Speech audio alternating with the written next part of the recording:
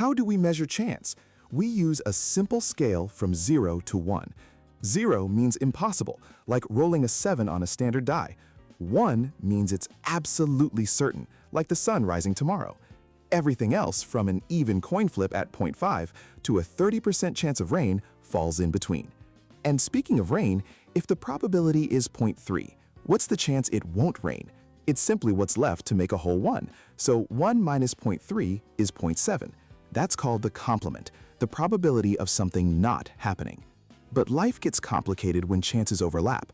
Imagine a survey of your friends. Some play football, some play cricket, and some inevitably play both. This is where a Venn diagram becomes your best tool. Picture a large rectangle representing everyone. Inside, we draw two overlapping circles, one for football, one for cricket. That middle, overlapping section is the most important part to start with. It's the intersection, the people who play football and cricket. Now, what if we want everyone who plays football or cricket? That's the union, covering the total area of both circles. But be careful, if you just add all the football players to all the cricket players, you've counted the people in the middle twice. The rule is simple.